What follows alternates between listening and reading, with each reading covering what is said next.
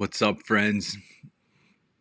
So this is another sermon unscripted. So this is when I'm just going to read the upcoming lectionary passage for the upcoming Sunday. So the church has got a 3-year cycle in which it goes through different parts of the Bible, and it was designed to try to hit the high points.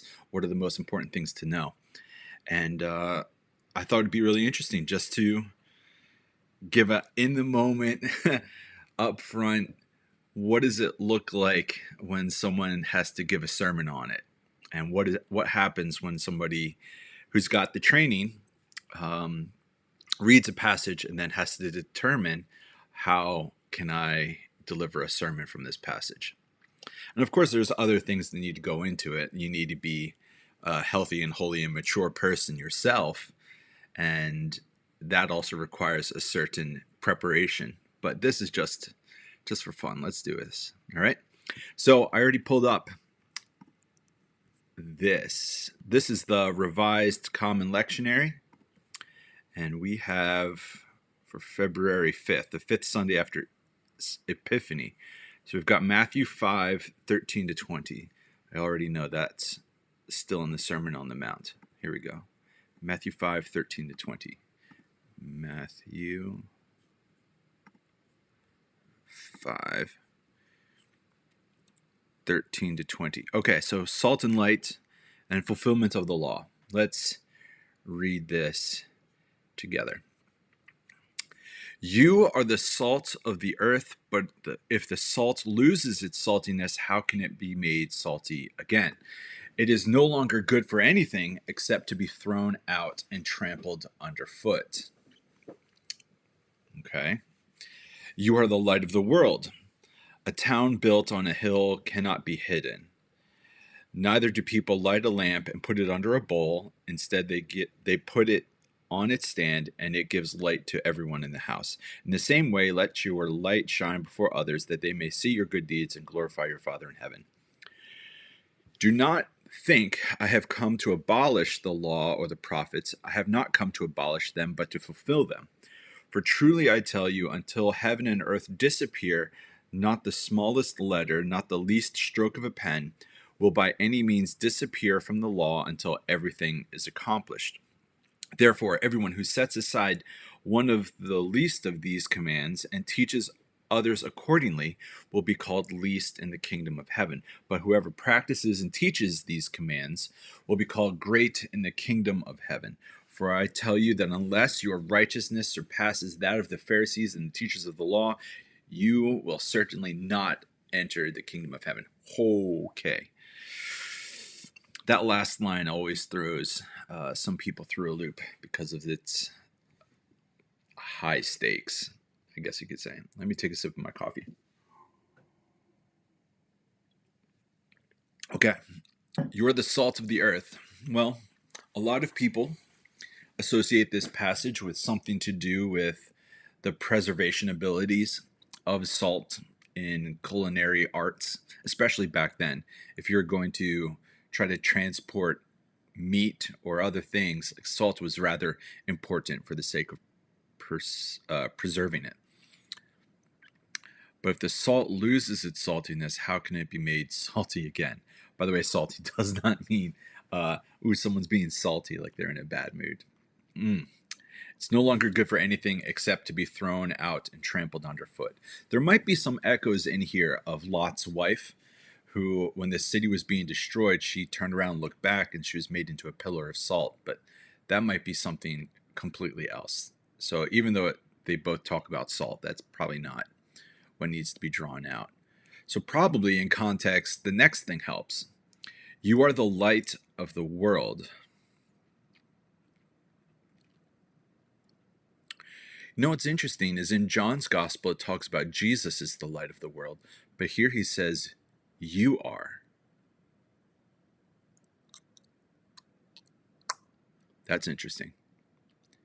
That could probably be an interesting sermon point. A town built on a hill cannot be hidden. Yes, that is true. Neither do people light a lamp and put it under a bowl. Instead, they put it on its stand, and it gives light to everyone in the house. In the same way, let your light shine before others. So, one of the things that's interesting, especially with spiritual texts, is this is metaphor. This is symbolic language. And in some ways, I like the term theopoetics from Jack Caputo. The idea is that sometimes poetry and symbolism and metaphor does a far better job of explaining nuances than does straightforward logic, blunt terminology, you know. So when it says light here, let your light shine,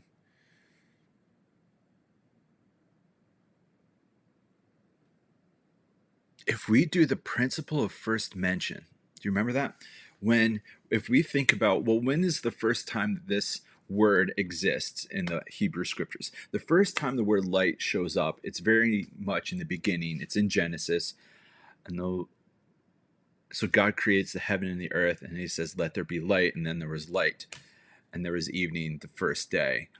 So actually, something about this is connected to Genesis 1.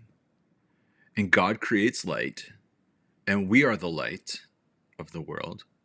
And then we give light. So it's almost like we are, in our very lives, repeating the generative abilities of God when we bring light into the world. Light, you know, we don't contribute to the darkness. We don't contribute to the chaos.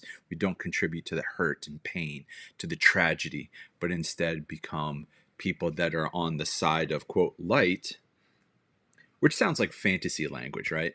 On the side of light for the good and for the healing and for the true and the beautiful and the loving, all these things. Don't hide that. Which is interesting. I wonder if that means Jesus felt as though people were hiding theirs.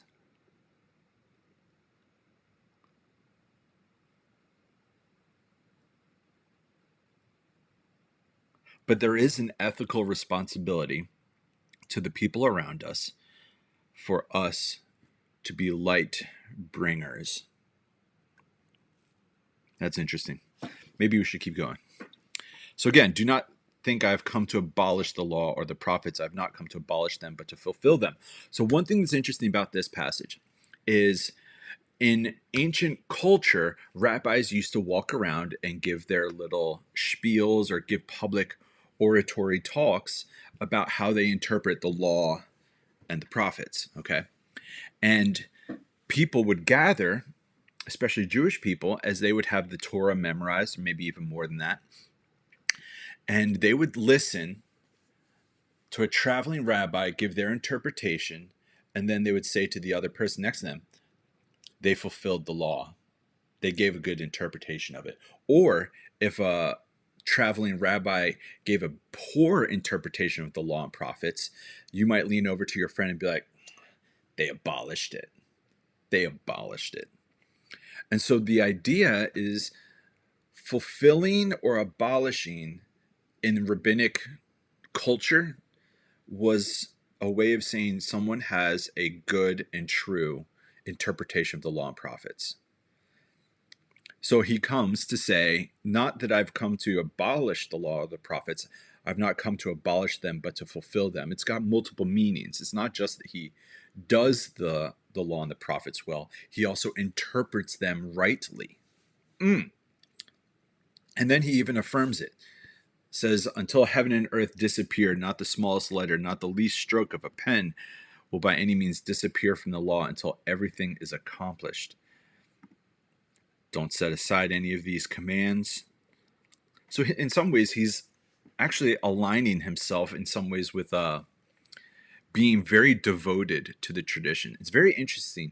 Right at the beginning of Jesus' public ministry, he decides, I need to say, I've come to fulfill, not to abolish.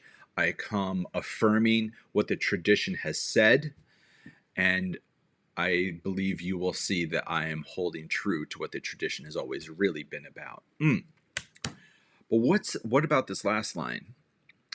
For I tell you, unless your righteousness surpasses that of the Pharisees and the teachers of the law, you will certainly not enter the kingdom of heaven. That is such a strong statement. When I went to Lutheran seminary for just a semester, we did a whole class built upon conditionalism or unconditionalism. And this is a passage that feels like it's conditionalism.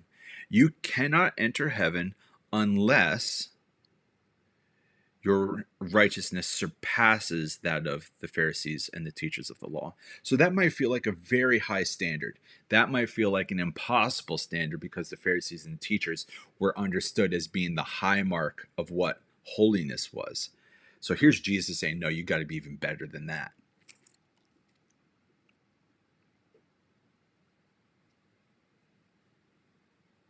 But that doesn't necessarily sound like good news. That sounds like in Lutheranism, we might say this is law, this is conditionalism, this is legalism. You can't get into heaven, the kingdom of heaven, until you are morally perfect. And for some people, they might actually read it in this sense. But I think it's important. We're going to have to just look ahead. Look, the next couple passages are about murder, adultery, divorce, oaths, eye for eye, love for enemies. Jesus is probably throwing a critique against the Pharisees and the teachers of the law in this, because for them, they didn't murder, they didn't commit adultery, they didn't divorce, they kept their oaths, but that's all external. Okay, you can not kill someone, but if you have anger or hatred within you, then you'll be subject to judgment. So one of the things that's interesting in the Sermon on the Mount is Jesus takes the locus of ethics from being external actions to being the internal drive, the internal motivations. And so in some ways, Jesus is actually more conservative than even the Pharisees and the teachers of the law, because he internalizes where the real conflict of ethics happens. It's on the inside. And you can do everything necessary on the outside, but on the inside, you are just a wreck. And of course, this is foreshadowing in a particular way what happens later on in Matthew's gospel when Jesus gives the 9 woes. Woe to you, Pharisees and teachers of the law, you are like white sepulchres that have been painted but carry death and bones on the inside. So Jesus seems to always be against theatrical and performative faith. He's really more interested on the internal than the external. Okay. So we got to ask the 2 questions. What's the conflict in verses 19 to 20, and what's the invitation?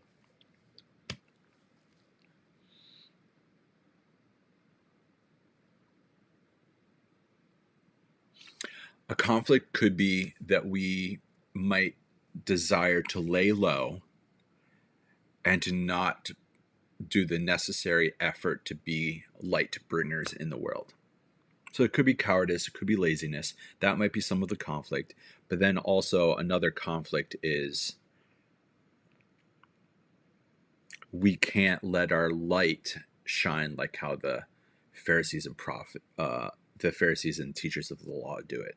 Our light has got to be better than their light. Not that we're supposed to be doing comparison or trying to think condescendingly on other people, but our light has to be of a different quality than what theirs is doing.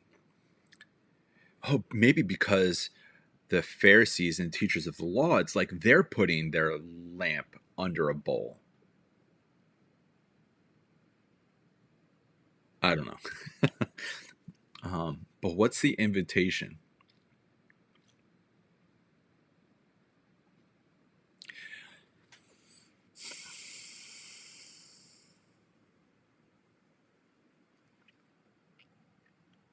The invitation might be a reframing and learning to be introspective, to learn to examine what's within and not focus so much on what's without, so that we can examine whether or not our righteousness is actually better than that of people who are just performing it, but they don't actually have it. Jesus seems to be always about authenticity. So maybe it's about authenticity. Be what you are. You are light. You are the light of the world. Be what you are. Don't be like those performers, those hypocrites over there. So that might be the conflict about cowardice and laziness and external righteousness versus the internal drive and identity to be what you are. Hope this wasn't too out there. Okay, but what might a sermon on this passage be called?